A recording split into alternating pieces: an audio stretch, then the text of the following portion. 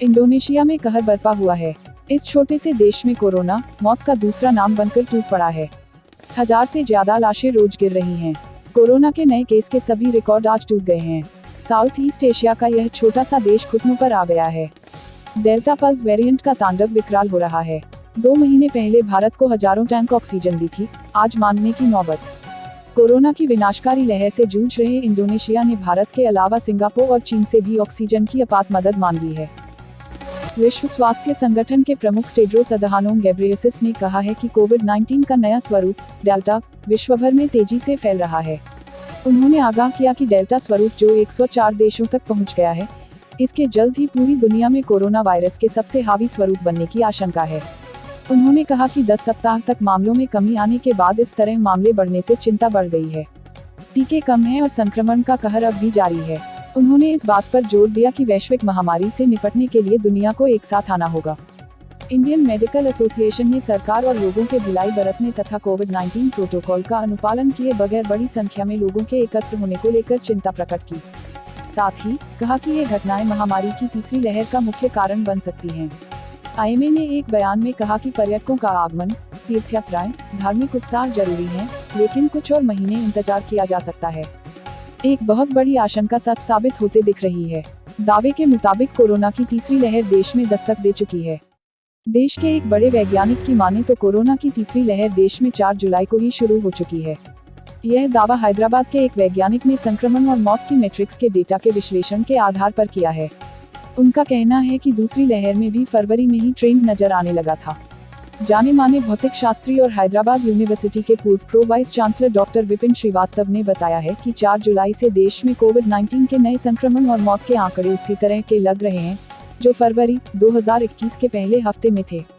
Covid की दूसरी लहर ने तभी दस्तक दिया था और अप्रैल के अंत तक उसने भयावह रूप धारण कर लिया था। उन्होंने चेतावनी दी है कि अगर लोगों ने सोशल डिस्टेंसिंग, सैनिटाइजेशन, मास्क और वैक्सीनेशन जैसे कोरोना अनुकूल उपायों का पालन नहीं किया तो तीसरी लहर भी तेजी से रफ्तार पकड़ सकती है। कोरोना वायरस रोधी टीकाकरण का नया चरण आरंभ होने के बाद दैनिक औसत में 21 जून से कमी देखी जा रही है। सरकारी आंकड़ों से यह पता चला है। कोविन प्लेटफॉर्म पर उपलब्ध आंकड़ों के मुताबिक 21 से 27 जून वाले हफ्ते में प्रत्येक दिन कोविड रोधी टीके की औसतन 61.14 लाख खुराक दी गई। इसके बाद के हफ्ते में 28 जून से 4 जुलाई के बीच यह आंकड़ा कम होकर प्रतिदिन 41.92 लाख खुराक रह गया। इसके बाद 5 से 11 जुलाई वाले हफ्ते में प्रतिदिन लगाई गई टीके की खुराकों की औसत संख्या और कम होकर 34.32 लाख रह गई। उत्तर प्रदेश में जनसंख्या वृद्धि रोकने का प्रस्तावित बिल सभी के सामने योगी जी ने रख दिया है और योगी आदित्यनाथ द्वारा लाया गया प्रस्तावित बिल को प्रदेश की जनता ने सहर्ष स्वीकार कर समर्थन दिया है।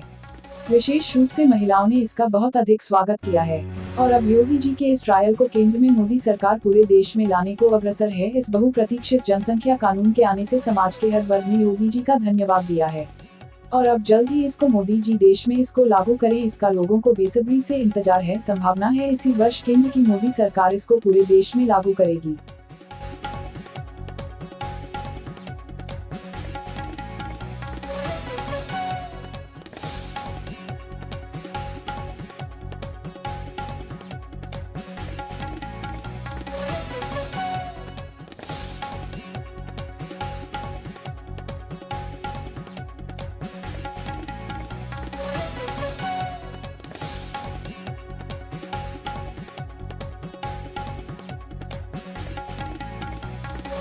कल भारत में श्री जगन्नाथ, श्री बलभद्र और सुभद्रा जी की रथ यात्रा कोरोना के कारण बिना भीड़ भाड़ के पुरानी परंपराओं के हिसाब से देश के कई हिस्सों में निकाली।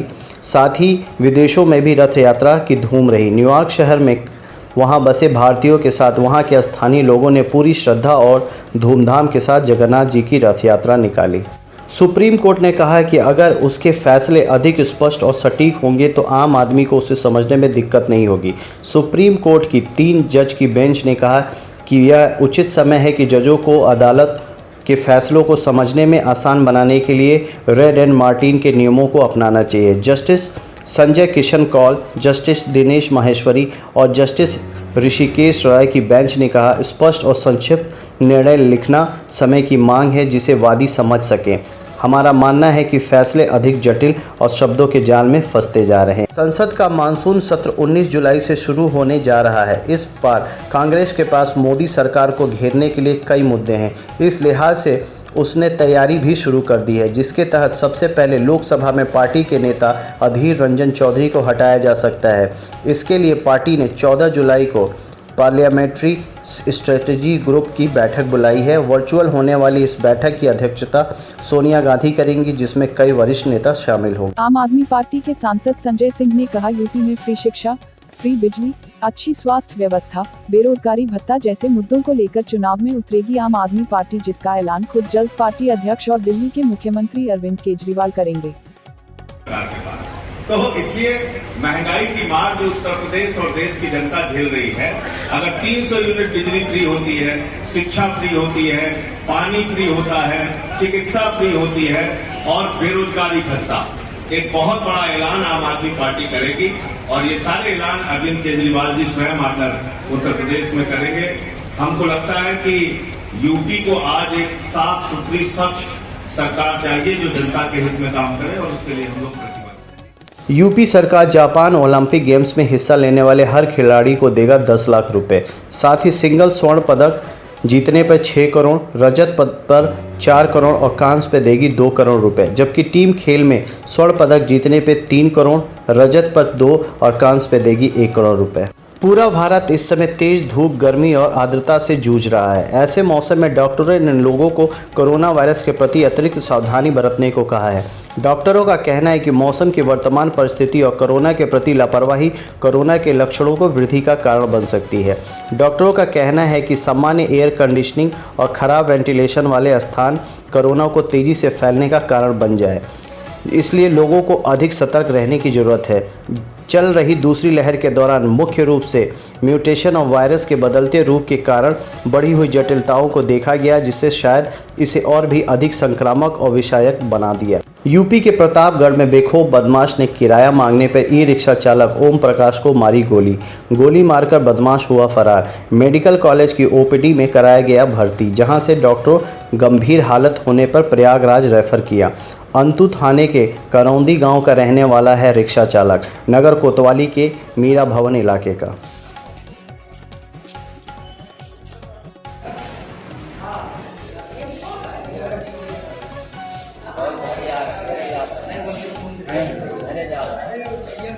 किसने मारा है गोली, पहचानते हो? सवारी बन के बैठा है, पैसा मांगे पैसा मांगे कर रहा हूँ। घर कहाँ है? किस थाने पे आता है ये? कहाँ गए थे आप?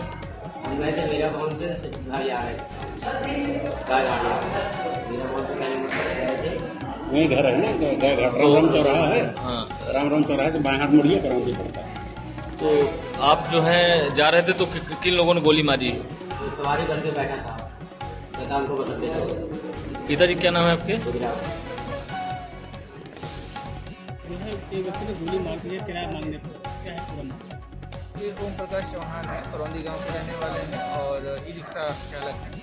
मीरा भवन के पास से एक व्यक्ति को बैठाला इन्होंने, जिससे इन्होंने किराया मांगा और किराया मांगने की अपना कहा सुनी हुई और कहा सुनी में ही अगले व्यक्ति ने जो है इनको मतलब फायर कर दिया, जिससे इनको चोट लगी है और बेहतर इलाज के लिए इनको रेफर कर दिया जा रहा है। अभी एसआरएन के लिए तहरीर प्राप्त करके आवश्यक कार्रवाई की जाएगी। क्या उस व्यक्ति की पहचान हुई?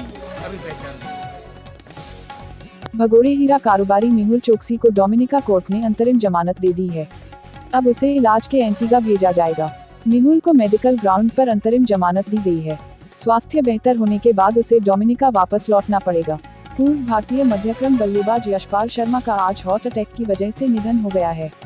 यशपाल शर्मा 1983 में कपिल देव की अगुवाई में वर्ल्ड कप जीतने वाली टीम के सदस्य थे। उन्होंने 37 एक दिवसीय और 42 टेस्ट में भारत का प्रतिनिधित्व किया है। वह 1979 से 83 तक भारतीय मध्यक्रम का एक महत्वपूर्ण हिस्सा थे। उन्होंने कुछ वर्षों के लिए राष्ट्रीय चयनकर्ता के रूप में भी काम किया। यूपी के आगरा में दलित महिला से गैंगरेप की वारदात, तमंचे के बल पर खेत में किया गैंगरेप, मक्का तुड़वाने के बहाने बुलाया था। पुलिस ने 5 लोगों पर दर्ज किया केस। आगरा के बासोनी थाना क्षेत्र की घटना। उत्तर प्रदेश के संभल में एक युवक की हत्या का लाइव वीडियो सामने आया है। चुनावी रंजिश में हुई मारपीट के दौरान युवक अपने घर की छत पर खड़े होकर घटना का वीडियो बना रहा था। तभी सामने से हुई फायरिंग में एक गोली सीधे उसके सीने में आकर लगी। वह गोली लगते ही गिर पड़ा और उसकी मौत हो गई। पुलिस ने इस प्रकरण में अभी तक 3 लोगों को गिरफ्तार किया है।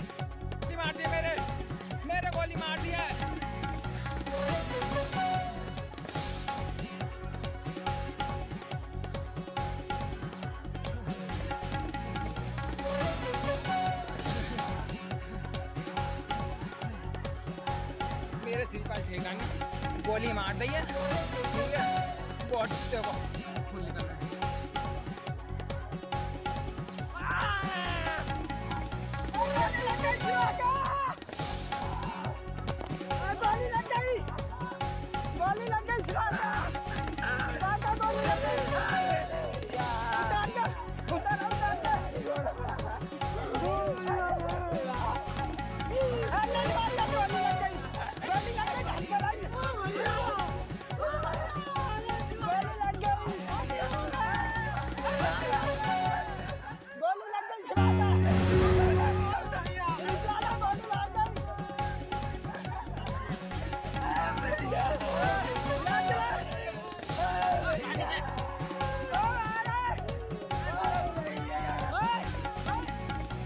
प्रधानमंत्री नरेंद्र मोदी ने आज 8 राज्यों के मुख्यमंत्रियों के साथ वीडियो कॉन्फ्रेंसिंग के माध्यम से बैठक की और कोरोना वायरस के बदलते रूपों और उससे होने वाले खतरों को लेकर सचेत करने का काम किया। इसके अलावा उन्होंने महामारी की संभावित तीसरी लहर से मुकाबले के लिए वैक्सीनेशन प्रक्रिया में तेजी लाने पर जोर दिया।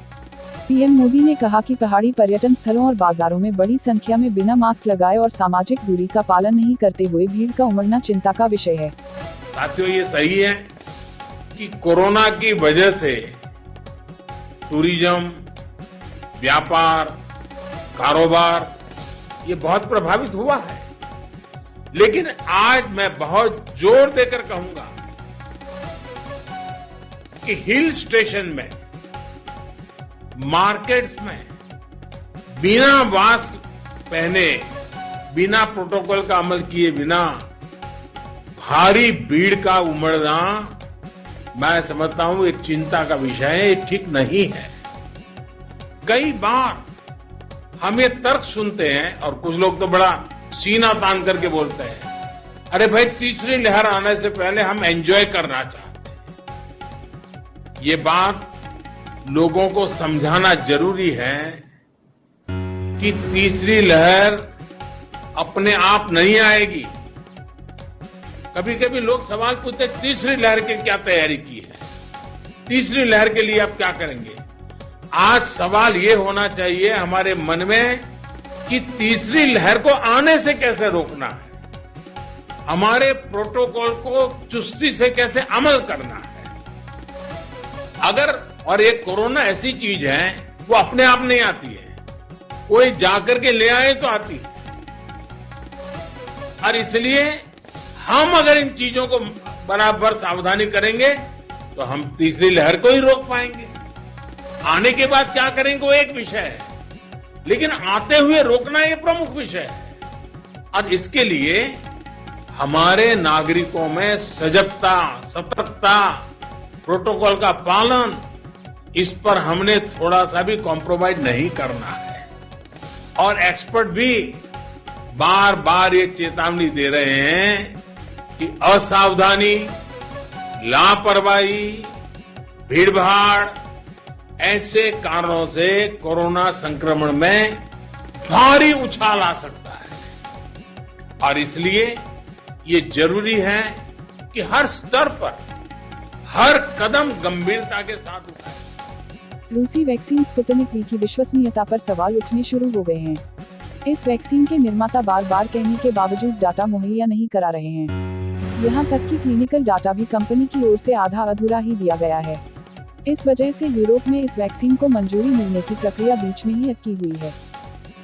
Subscribe Viral Times for latest news update and press the bell icon to get all the latest